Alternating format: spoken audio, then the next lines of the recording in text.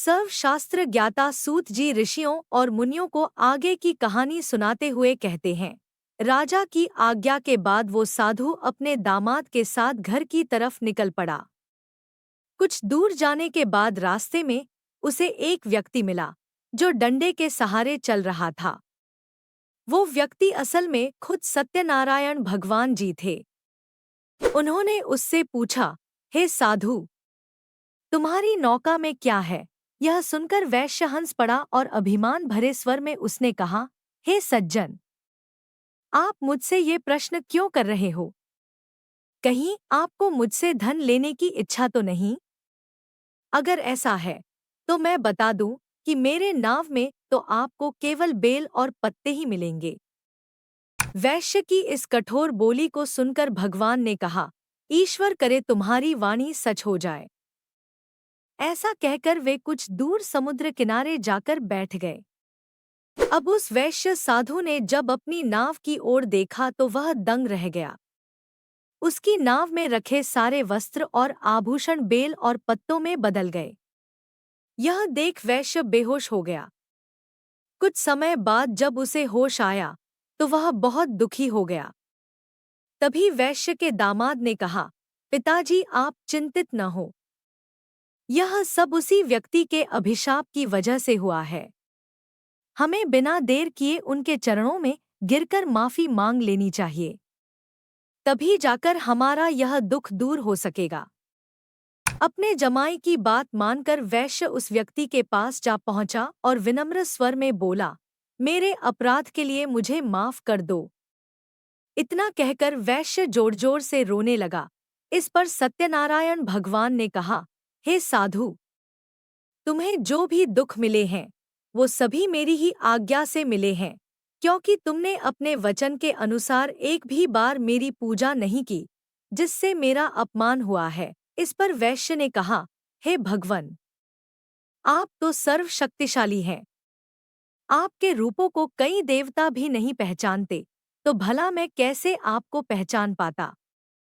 अब मैं समझ गया हूँ और अपनी भूल को सुधारने के लिए मैं आपका व्रत जरूर करूँगा। आप कृपा करके मुझे माफ कर दें और मेरा धन मुझे लौटा दें। साधु की बात सुनकर भगवान सत्यनारायण खुश हुए और उसे आशीर्वाद देकर ओझल हो गए। इसके बाद वैश्य अपने जमाई के साथ नाव की ओर लौटा।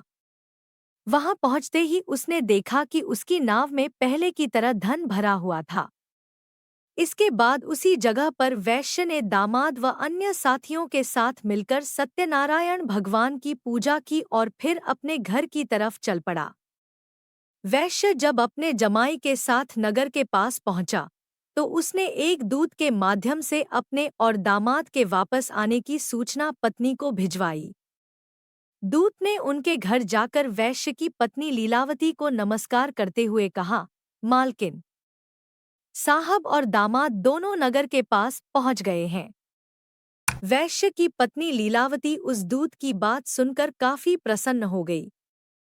उसने तुरंत सत्यनारायण भगवान का व्रत पूरा कर अपनी पुत्री कलावती से कहा, मैं तुम्हारे पिता के दर्शन के लिए जा रही हूँ। तुम भी अपना काम पूरा कर तुरंत दर्शन के लिए आ जाना। अपनी माता की बातें सुन कलावती भी प्रसन्न हो गई और जल्दबाजी में सत्यनारायण भगवान की कथा का प्रसाद छोड़कर अपने पति और पिता से मिलने चली गई। कलावती द्वारा प्रसाद का अनादर देख भगवान सत्यनारायण एक बार फिर से नाराज हो गए। क्रोध में आकर उन्होंने नाव सहित कलावती के पति को पानी में डुबो दिया। जैसे ही कलावती वहां पहुंची उसने देखा कि उसका पति वहां नहीं है, तो वह बेहद दुखी हुई और जोर जोर से रोने लगी। इधर वैश्य अपने जमाई को डूबता देख एक बार फिर से सत्यनारायण भगवान का स्मरण करने लगा। उसने प्रभु से प्रार्थना की और कहा, हे ईश्वर, कृपा कर मेरे परिवार से हुई भूल को माफ कर दें। साधु की प्रार्थना सुनकर सत्यनारायण भगवान ने कहा, हे साधु, तुम्हारी बेटी ने मेरे प्रसाद का अपमान किया है। यही कारण है कि उसका पति यह दंड झेल रहा है। अगर वह वापस घर लौटकर मेरे प्रसाद का सेवन करती है तो उसका पति सकुशल वापस लौट आएगा। इतना सुनते ही कलावती तुरंत घर के अंदर जाती है और प्रसाद का सेवन करती है। प्रसाद खाने के बाद जब कलावती दोबारा अपने घर के बाहर गई, अपने पति को सही सलामत पाया। इसके बाद साधु एक बार फिर से अपने परिजनों के साथ मिलकर पूरे विधि विधान के साथ श्री सत्यनारायण भगवान का व्रत करता है। पूजा के बाद वह सुखी सुखी अपना जीवन व्यतीत करता है और अंत में वह इस लोक का सुख प्राप्त कर स्वर्गलोक चला जाता है। इस प्रकार श्री सत्यनारायण भगवान की चौथा अध्याय समाप्त हुआ।